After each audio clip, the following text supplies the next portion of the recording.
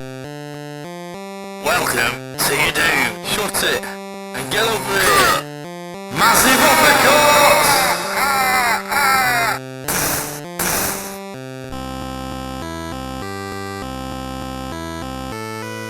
Hello and welcome to another edition of the JabJab Show. Today I'm reviewing Blair Witch, the 2016 horror film.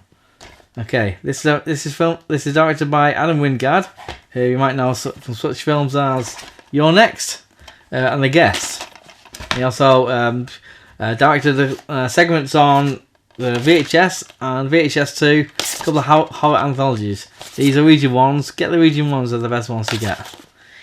He's also worked on another horror anthology called The ABCs of Death. I don't have that film. Don't have that yet. I'd like to watch it some point soon. Anyway, let's go on with it. Okay, so this Blair Witch is set in 2014.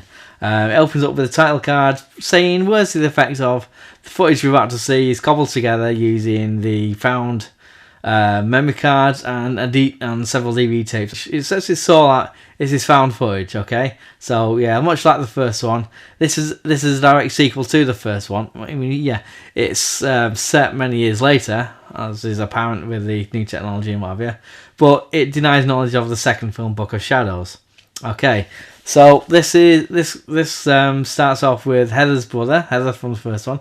Her brother has just found some videos posted online, footage, I guess, of the Burkittsville woods and what have you, and it gives him impetus, it gives him hope, just saying, oh, Heather might still be out there. So what he does is get him and his mates all tooled up with camera equipment, various other things like camping gear and what have you, and they go into the Burkittsville woods with the two mysterious characters who uploaded the videos online. You know, they come along for the ride. So I do believe this new film does retread a lot of the Blair Witch Project. You know, the things you see. You know, obviously they're going out to the woods and what have you to find the Blair Witch, or to find Heather, but it's still the Blair Witch. There's a character in the group who's done a documentary about, she's asking her mates who are on there with them, do you believe in the legend, what do you think we'll see out there, and all the rest of it, do you think we'll see Heather, things like that. And there are things that they encounter as the story goes on, which you do see from the first film. There's also the shot of them walking away from the car that I found quite, once you've watched the original film, you do notice. I noticed that they got in this car, walking away from the car, and that's the last thing you see of the car. So they do a few little nods like this. I do feel because there's more characters, the dynamic is different between them, especially because these two mysterious characters who join them, they uploaded the video and so on, videos, they add something to it. There's a few things with them and so on. So a lot of the utilisation of the cameras within this film is used pretty well. It's authentic enough. It feels like, just a bunch of people with cameras who are not like kind of professionally steady shots and so on. Obviously when shit starts to go down and they're just legging it and stuff, it's all over the place and what have you. Most of them have little ear cameras. I'm not sure the correct term, but the clip to the ear, so we see pretty much their POV when point of view when they're talking and so on. There's also one person with a DSLR. There's also another person has a mini DV camera, and someone else has a drone with a camera attached. So when they use it, it goes up and it surveys the forest, where they are and so on, above the trees. So like I say, it's used pretty well. Towards the end, there's a good composition. It's called claustrophobia, which is pretty good. Now the biggest issue I have with this film is probably not a problem for a lot of people. Maybe, I don't know. You let me know. This feels too much like a film a lot of the time. It might sound a bit daft, but basically it doesn't feel to me like we're watching just footage cobbled together from memory cards and the DVD tapes. I'm not sure. I can't remember if it says on the opening call. Oh, it's not calling, but on the opening screen. Is it the police at FBI? I don't know who's pieced this together. But it just seems to be edited too much. In the style of a film narrative, which is if it was a regular horror film, that would be fine. I've had no problem with this whatsoever. But because it sets its stall out, this is found footage and all the rest of it, it's been pieced together. it feels too professional kind of thing. Like there's a shot, for example, I'm not going to spoil it, but like say with the drone before it goes up in the sky. Okay, that's fine. Okay, but then above this, as this is happening, they've got clean dialogue from some of the characters they're talking about, whatever they're talking about. Now, the drone wouldn't have that quality audio because of the rotor blades. You just won't be able to have that thing. So what they've done in editing, whoever's cobbled it together, they've obviously taken the audio from another source, another memory card, wherever, and pieced it onto the footage of the trees and so on, which doesn't make a lot of sense to me, in the context of what this says it is. Why would they take the trouble? If it's the police, FBI, whoever is putting all this stuff together, why would they bother doing that? This shot tells them nothing of what happens. It's a cool shot, don't get me wrong, but it doesn't tell us what. I don't know why they would do that. Just things like this. There's also little glances, little cutaways now and again. Just things that it's too convenient for the camera.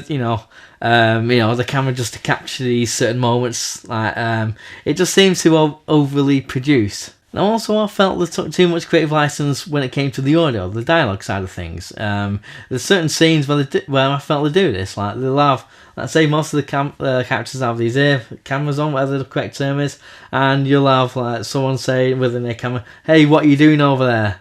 And so to a character who's like about 8 foot away, and they'll respond with whatever they're saying.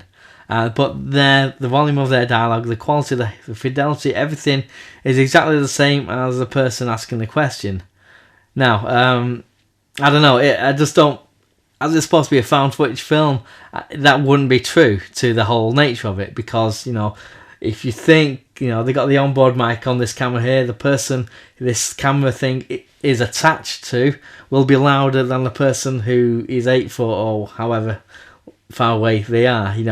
It's just spatial difference. The camera would not be able, the microphone wouldn't be able to make it exactly the same. Let's say because it's supposed to be found footage and so on. I understand the technology they're using in this film is superior to what they used in the original Blair Witch Project film. The Heather's documentary and whatever in that film. But it remains physically. Because the further away, you still hear them, obviously, but they sound more echoey, distant, all the rest of it, depending on the location. I mean, I've done a lot of sound recording, audio recording, sound design, and so on. I don't know everything, of course I don't, but I know when this is supposed to be coming from one camera. It makes no sense basically for whoever put all this footage together. It's supposed to be found footage to say, "Oh, let's get the audio from there." No, you don't need to. You can you'll still be able to hear them. The sound design in this film is really well done. There's lots of things going on with the sound, especially towards the end. And there's certain parts in the woods where shit starts to happen, go down or whatever. You wouldn't get, for me anyway, like I say, wouldn't get that kind of audio quality from these cameras, these mics.